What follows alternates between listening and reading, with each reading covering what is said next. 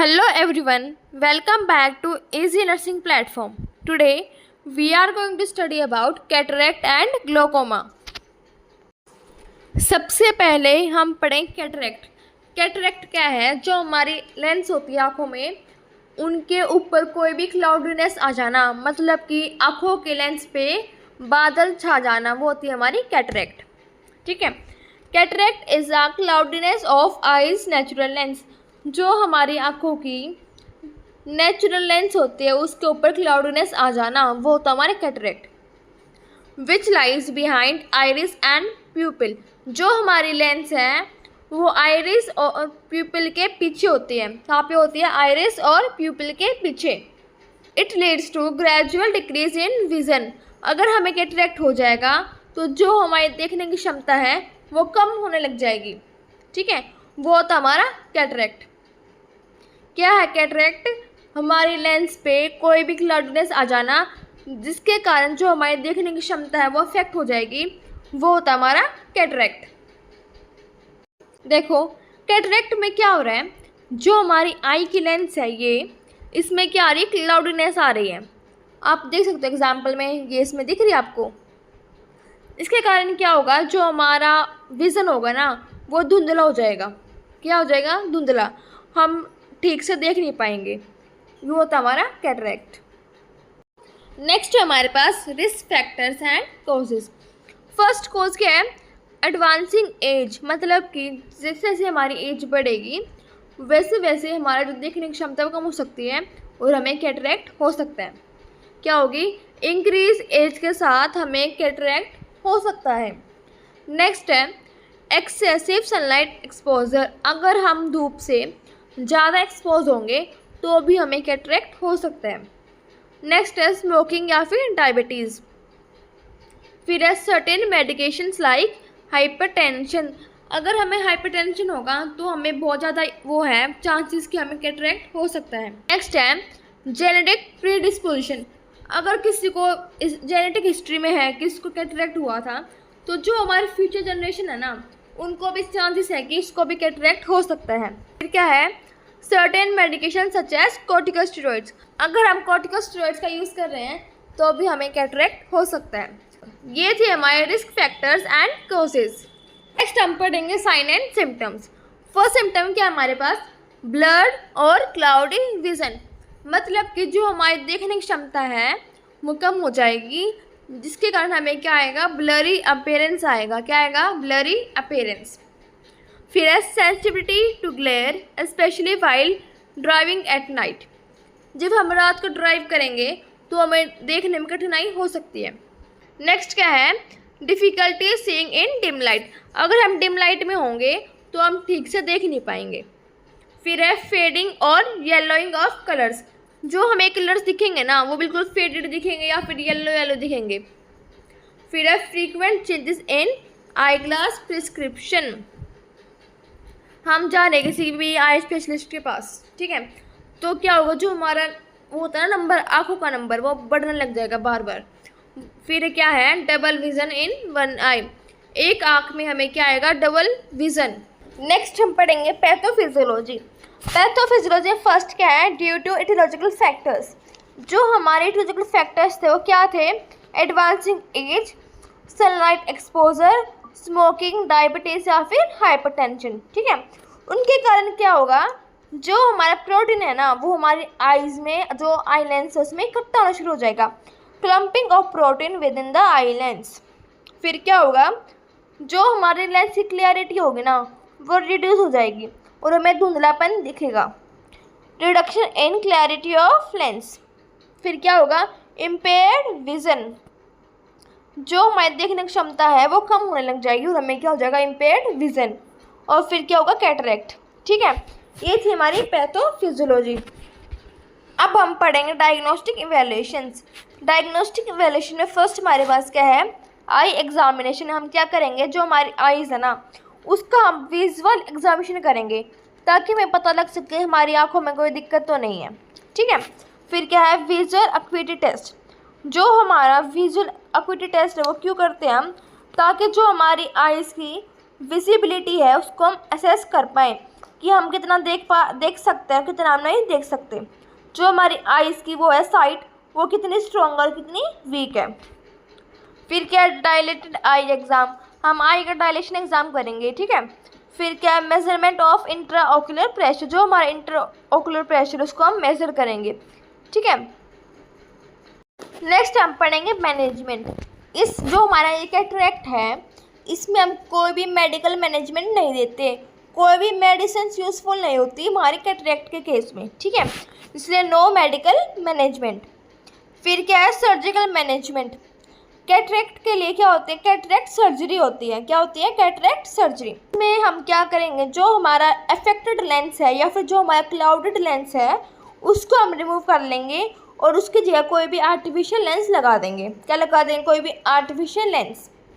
Cataract surgery is an effective treatment, the clouded lens is removed and replaced with artificial intraocular lens. क्या करेंगे, जो भी हमारी clouded lens है उसको हम रिमूव कर देंगे और उसकी जगह पे हम क्या लगाएंगे, इंट्राओक्यूलर लेंस लगाएंगे, ठीक है। देखो ये हमारा एग्जाम्पल है कैटरेक्ट सर्जरी का। क्या करें हम, ये जो हमारी लेंस है क्लाउडेड लेंस, इसको हम क्या करेंगे, रिमूव कर देंगे। रिमूव करने के बाद जो हम क्या करेंगे, लेंस का इम्प्लांट करेंगे। क्या करेंगे, लेंस इम्प्लांट। कोई भी आर्टिफिशियल लेंस को हम यहाँ पर लगा देंगे ताकि जो हमारी देखने की क्षमता है वो वापस से आ जाए और हम बिल्कुल क्लियर देख पाए, ठीक है। नेक्स्ट क्या हमारे पास, नर्सिंग मैनेजमेंट। एक नर्स का रोल क्या है कैटरेक्ट के केस में। फर्स्ट है प्री ऑपरेटिव प्रिपरेशन, मतलब कि जो भी हम सर्जिकल मैनेजमेंट दे रहे हैं उससे पहले हमें क्या क्या तैयारी करनी होती है, वो होता है हमारा प्री ऑपरेटिव प्रिपरेशन। इसमें हम क्या करेंगे, पेशेंट का कंसेंट लेंगे, उसकी आइज़ को क्लीन करेंगे प्रॉपरली, ठीक है। क्या मॉनिटरिंग पोस्ट ऑपरेटिव कॉम्प्लिकेशंस, जो भी सर्जिकल इंटरवेंशन के बाद कोई भी कॉम्प्लिकेशन आ सकती है उसको हम क्या करेंगे, मॉनिटर करेंगे। फिर एडुकेटिंग पेशेंट और पोस्ट सर्जिकल केयर, पेशेंट को हम एडुकेट करेंगे, उसके फैमिली मेम्बर्स को भी हम एडुकेट करेंगे कि आपको सर्जरी के बाद कौन कौन सी केयर देनी होती है, कैसे आपको अपनी आइज़ की हाइजीन को मेंटेन करना है, कैसे अपनी आइज़ का ख्याल रखना है, वो थी हमारी पोस्ट सर्जिकल केयर। फिर क्या है ensuring patient to follow up prescribed medications and post operative instructions, patient को हम बताएंगे कि आपको ये मेडिकेशन बिल्कुल लेनी ही लेनी है और क्या करना है, जो भी हम ऑपरेशन के बाद कोई भी बता रहे इंस्ट्रक्शन कि आपको ऐसे करना है ऐसा नहीं करना है तो आपको वो फॉलो करनी है, ठीक है, ये हम बताएंगे पेशेंट को। तो ये था हमारा कैटरेक्ट। कैटरेक्ट क्या था, जो हमारी आइज़ में लेंस है उसकी क्लाउडीनेस हो जाना, वो था हमारा कैटरेक्ट, ठीक है। अब हमारा नेक्स्ट टॉपिक क्या है, ग्लोकोमा। ग्लोकोमा क्या है, group of I conditions that damages optic nerve. क्या है, एक ग्रुप है आई कंडीशंस का जो हमारे ऑप्टिक नर्व को डैमेज कर देगा। Often due to increased pressure within the eye, किससे होगा, जो भी हमारी आइज़ में इंट्राओक्यूलर प्रेशर है वो इंक्रीज हो जाएगा, जो हमारा आईओपी है वो इंक्रीज हो जाएगा, तो क्या होगा, ग्लोकोमा हो सकता है। आईओपी क्या है, intraocular pressure leading to vision loss and potentially blindness. Glaucoma से हमें क्या होगा, विजन लॉस या फिर ब्लाइंडनेस, क्या होगा, विजन लॉस और ब्लाइंडनेस, ठीक है। Glaucoma is a group of eye condition that damages optic nerve, often due to increased pressure within the eye, leading to vision loss and potentially blindness, ठीक है। अब जो हमारा IOP है, इंट्रा ऑक्यूलर प्रेशर, उसका वो क्या होता है, नॉर्मल वैल्यू क्या होती है, 11 to 21 mm ऑफ Hg, ठीक है, ये होता है हमारा normal pressure. Intraocular pressure of between 11 and 21 mm Hg are considered normal, ठीक है। अब देखो जो हमारा ग्लोकोमा में क्या हो रहा है, जो भी हमारा प्रेशर आईओपी वो इंक्रीज हो जाएगा, इंक्रीज होने के बाद वो जो हमारी ऑप्टिक नर्व है उसको अफेक्ट करेगा और डैमेज कर देगा ऑप्टिक नर्व को, ठीक है, ये होती है हमारा ग्लोकोमा। अब जो हमारा ग्लोकोमा है उसमें वो होते हैं दो टाइप, एक होता है हमारा ओपन एंगल ग्लोकोमा और एक होता है क्लोज्ड एंगल ग्लोकोमा, ठीक है। अब जो हमारा ये है ओपन एंगल ग्लोकोमा, इसमें क्या होगा, ड्रेनेज कैनाल्स आर ब्लॉक, जो हमारे कैनाल्स है ना ड्रेनेज कैनाल्स वो ब्लॉक हो जाएंगे और जो हमारा फ्लूइड का प्रेशर है ना वो बिल्डअप होना शुरू हो जाएगा। क्या होगा, buildup. Drainage canals are clogged and fluid pressure builds up. फिर हमारा क्या है, क्लोज्ड एंगल ग्लोकोमा, इसमें क्या होगा, जो हमारा एंगल आइरिस और कॉर्निया का वो नैरो हो जाएगा। क्या होएगा, नैरो। उसके कारण क्या होगा, जो हमारा फ्लूइड है वो बिल्डअप होना शुरू हो जाएगा। ठीक है, तो जो हमारा ग्लोकोमा है इसमें बेसिकली क्या हो रहा है, इंट्रा ओकुलर प्रेशर बढ़ने के कारण फ्लूइड बिल्डअप होना शुरू हो जाएगा और वो हमारी ऑप्टिक नर्व को डैमेज कर देगा। ठीक है, नेक्स्ट हम पढ़ेंगे रिस्क फैक्टर्स और कॉजेज। फर्स्ट क्या, फैमिली हिस्ट्री। अगर हमारी पास्ट जनरेशन में किसको भी ग्लोकोमा है तो जो हमारी फ्यूचर जनरेशन है उनको भी ये हो सकता है। नेक्स्ट है अफ्रीकन और हिस्पैनिक एंसेस्ट्री।